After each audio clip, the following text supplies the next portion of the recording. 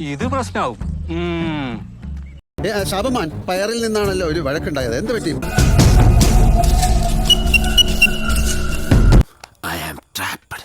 ഇത്ര നീ കഴിച്ചാൽ മതിയെന്ന് എന്നോട് പറഞ്ഞു. എന്താണ് അനുമോൾ? അയ്യോ അങ്ങനെയല്ല ഞാൻ പറഞ്ഞത് ലാലേട്ടാ. ഇവൻ പറയുന്നത് വിശ്വസിക്കരുത്. ഇവൻ ഭക്ഷണം കഴിക്കാനും കള്ളം പറയാനും മാത്രമാണ് വാ തുറക്കുന്നത്. വെറുതെ കിടന്ന് ഉരുളാദാശനെ. ആശാന്റെ കംപ്ലീറ്റ് ബയോഡാറ്റ ഞങ്ങൾക്ക് കിട്ടിക്കഴിഞ്ഞു. കിട്ടിയല്ലേ?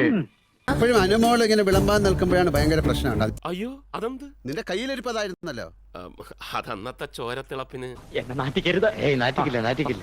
ആകെ നാറിയിരിക്കില്ല. പിന്നെന്തോ അതിലാ എന്തൊക്കെയാ പറഞ്ഞു.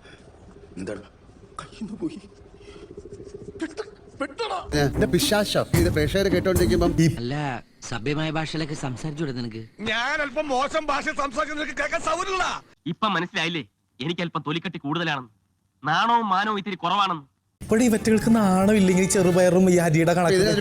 എടാ നാറി, നിനക്ക് നാണമുണ്ടോ?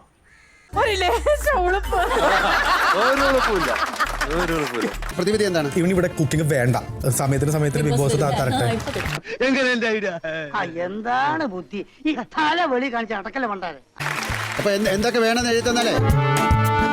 എവിടെ അസുഖം എനിക്ക് മനസ്സിലായി. ആർത്തി മൂത്ത് പ്രാന്തായതാണ്.